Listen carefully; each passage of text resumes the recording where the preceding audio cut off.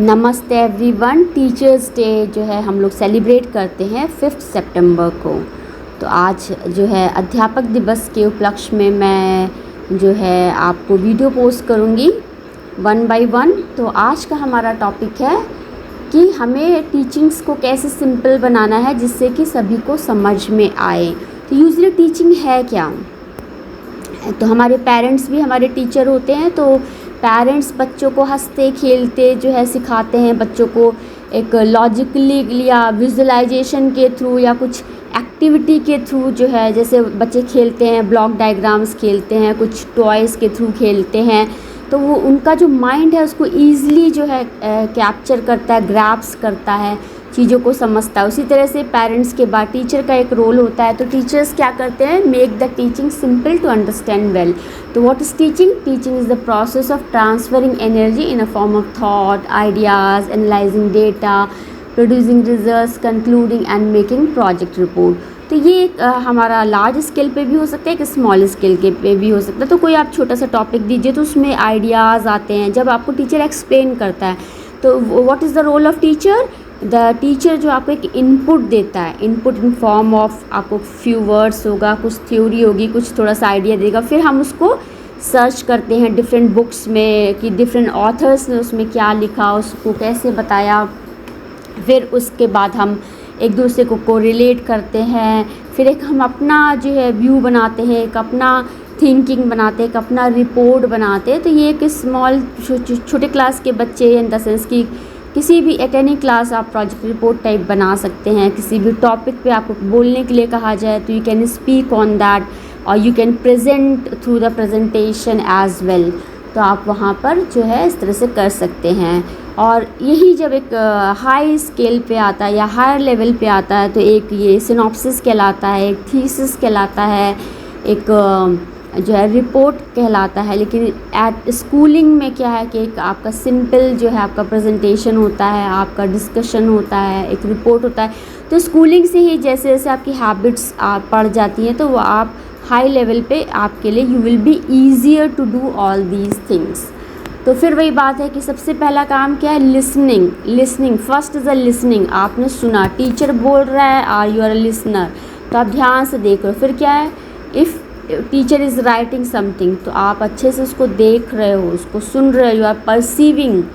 फिर उसके बाद क्या है कि आपने the concept is you are absorbing the concept. तो आप कंसेप्ट के एब्जॉर्व कर रहे हो माइंड में। नाउ योर माइंड, जैसे एक इनपुट डेटा हमारे माइंड में जाता है, we are immediately start to analysing the things.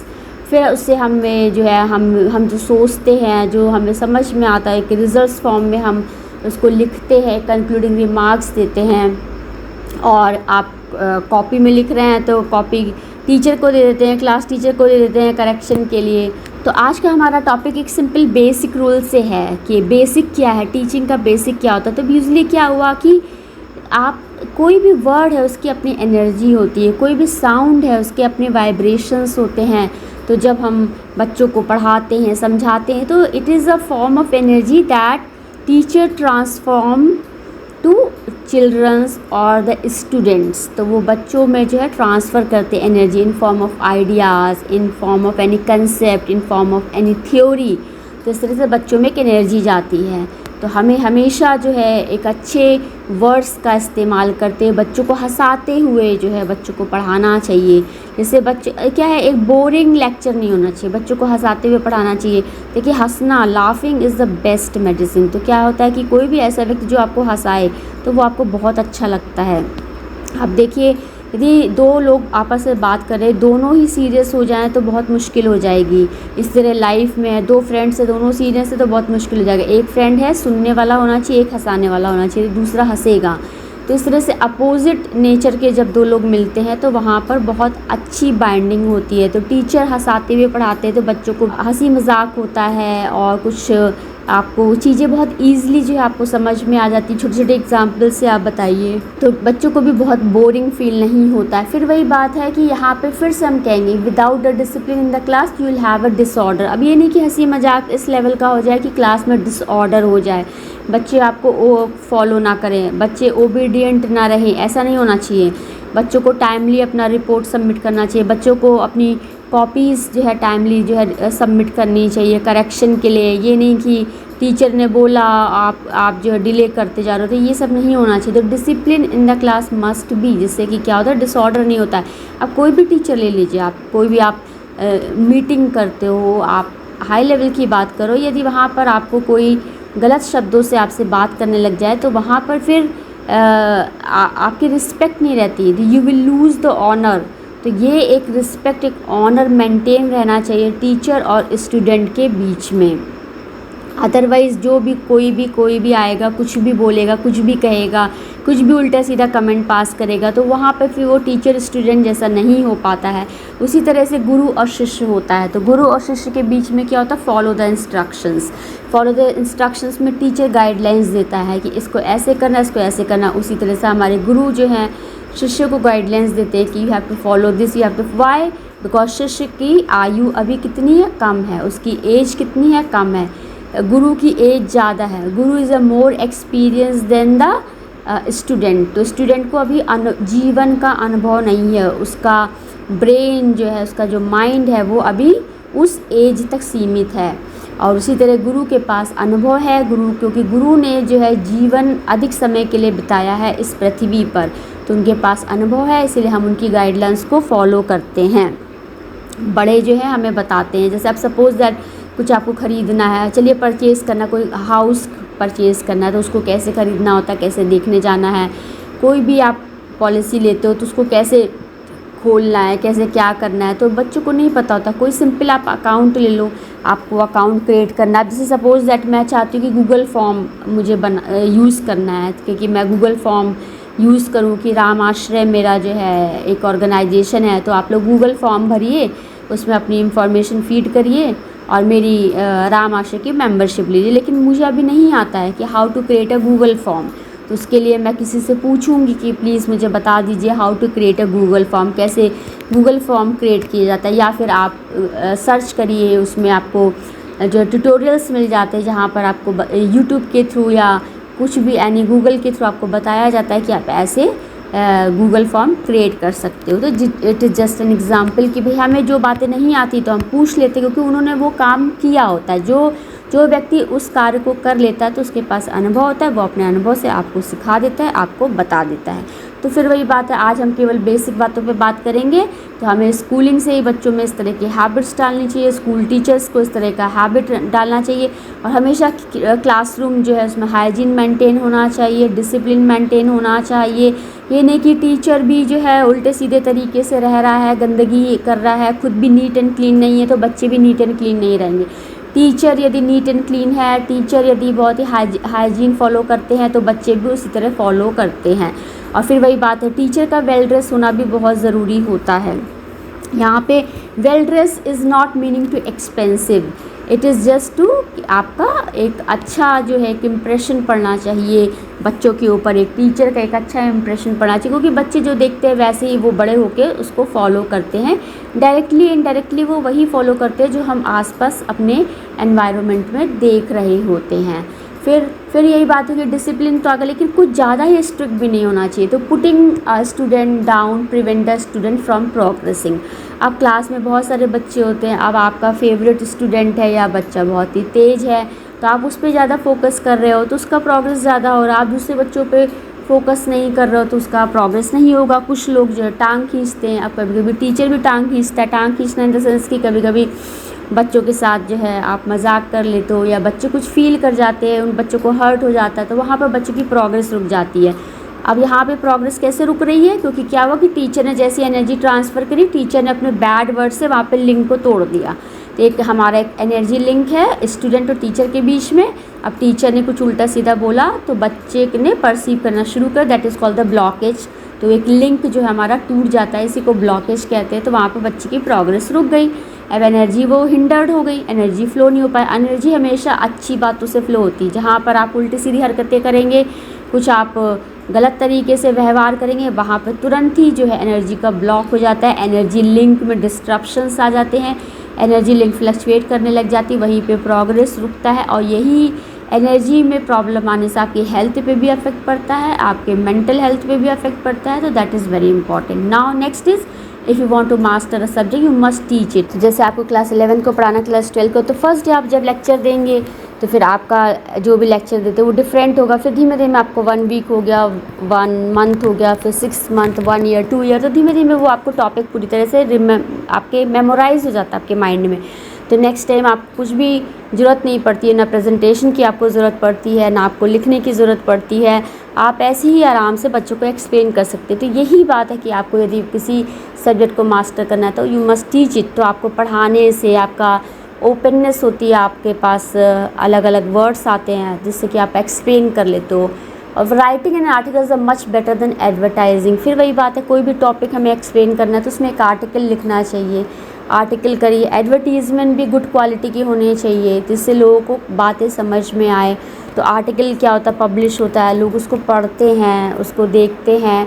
तो एडवर्टीज़मेंट का एक अलग कंसेप्ट है और आर्टिकल लिखने का एक अलग कंसेप्ट है। तो स्टूडेंट और टीचर के बीच में हमेशा आर्टिकल जैसा टॉपिक आता है, या बुक आप लिखिए, या आर्टिकल लिखिए, या न्यूज़लेटर लिखिए। तो ये सब चीज़ें होती हैं, छोटी सी मैगज़ीन होती है जहाँ पर हम ये सब बातें करते हैं। फिर हमारा है you can not build a pillar with weak material. तो भाई देखिए, जो आपको पिलर है, जो आपका बेस है, यदि वीक मटेरियल से बना होगा तो वो गिर जाएगा तुरंत। तो बच्चों की स्कूलिंग का जो बेस होता है वो बहुत ही स्ट्रॉन्ग होना चाहिए, उसी पे ही पूरी जीवन का जो हमारा लक्ष्य है वो पूरा निर्धारित होता है। हमारे पूरे जीवन का जो है बेस जो है, हमारे पूरे जीवन का आधार जो है यदि अच्छा है तो पूरा जीवन हमारा बहुत ही फ्रूटफुल रहता है, बहुत ही सक्सेसफुल रहता है। यदि हमारा बेस ही जो है बहुत ही वीक मटेरियल का हो तो वही बात है, इमारत आपने खड़ी की, नीचे का बेस कमज़ोर तो इमारत गिर गई आपकी। तो ये सभी जगह जो है लागू होता है। अब लोग कहते हैं कि ये कलयुग चल रहा है, 3 पिलर्स ऑलरेडी गिर चुके हैं, 1 पिलर बचा हुआ है। तो हमें उस 1 पिलर को बचाना है और कुछ नए पिलर्स भी बनाने हैं उसके सपोर्ट में। तो 3 ऑलरेडी गिर चुके हैं, तो हमें इस तरह से हम जो है युग को बचा सकते हैं। तो उसी प्रकार से हमें अपनी वीकनेस पे को कन्क्वेयर करना है, हमें अपने आप को वीक नहीं रखना। जितना हम अपने आप को स्ट्रॉन्ग रखेंगे उतना ही हम जो है सीखने के जो प्रणाली उसको हम अच्छी तरह से सीख पाएंगे। अब यदि मैं आपको 3 घंटे पढ़ाऊँ या 2 घंटे पढ़ाऊँ और मैं कुछ इधर उधर की एक्स्ट्रा बातें करती रहूँ और मैं कुछ, तो वहाँ पे जो है बहुत गलत होता है। तो आप इस तरह से नहीं कह सकते कि डू नॉट जज a course by its a number of hour, जज a course by its a content. तो आपने यदि 15 मिनट भी बोला है, यदि उसमें हर एक लाइन आपके लिए यूज़फुल है तो लिसनर के लिए बहुत ही यूज़फुल है, तो उसको कहेंगे इट्स वेरी गुड लेक्चर। तो वहाँ पर आपको इस तरह से देखना होगा। अब आपने बहुत लेंदी, बहुत इतना लेंदी कोर्स बना दिया कि बच्चे पढ़ ही नहीं पा रहे, बच्चों के पास इतना टाइम ही नहीं लेंदी चैप्टर्स पढ़ने का, या आपने बहुत ही लंबा बोल दिया तो बच्चों के पास इतना टाइम ही नहीं कि उन्होंने सुन लिया। तो वहाँ पर क्या हो रहा है कि आपके कोर्स की वैल्यू ख़त्म हो जाती है।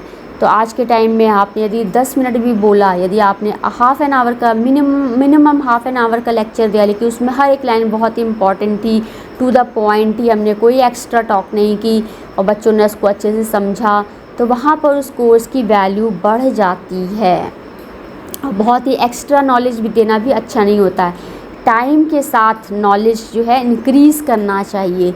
ये नहीं कि आपने फर्स्ट डे ही इतना सब कुछ पढ़ा दिया तो उसका कोई वैल्यू नहीं रहता। आप डे बाय डे आपको पढ़ाना होता है, day by day energy transference होता है, डे बाय डे जो है आप चीज़ों को समझते हैं। एक दिन में आप चीज़ों को समझ लेंगे तो उसका गलत इम्पैक्ट पड़ता है।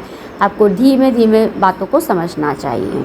तो आज हम यही टॉपिक जो है कवर करेंगे टीचर्स डे पे। तो टीचर्स डे पे मैं सिर्फ इतना ही कहना चाहती हूँ कि आज टीचर्स की वैल्यू कम होती जा रही है। भाई क्या कारण है कम होने की? क्योंकि आज हर चीज़ हमें अवेलेबल है, बुक्स में, हर जगह कोचिंग में अवेलेबल है। तो कोचिंग मटेरियल मिल गया, आपने नेट पे हर चीज़ अवेलेबल है। अब कोई भी टॉपिक है, जिससे क्या हो रहा है कि द किड्स आर और the childrens are losing interest to go to the school. बच्चे अपना इंटरेस्ट लूज़ कर रहे हैं, स्कूल नहीं जाते। उन्हें लगता है कोचिंग से तो सब कुछ मिल ही जाएगा, ट्यूशन से मिल ही जाएगा, हम क्यों जाएं। ठीक है, तो आप एक टीचर को छोड़ के आप दूसरे के पास जा रहे हो।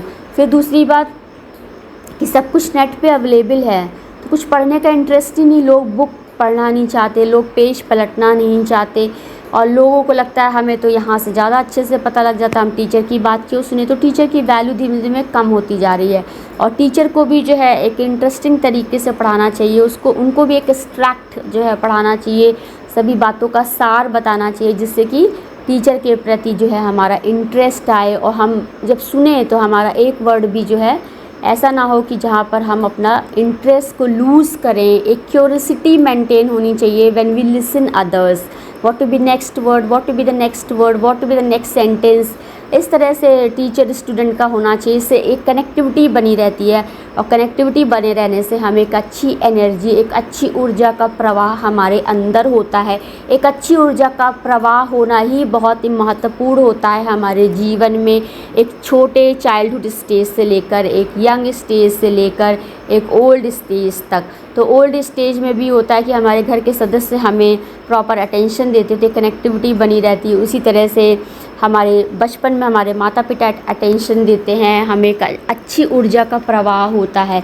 अच्छी ऊर्जा का प्रवाह होना बहुत ही आवश्यक है एक सफल जीवन के लिए। We will talk next in another part on another topic. Happy teachers day in advance to all of you. Thank you everyone. Namaste everyone.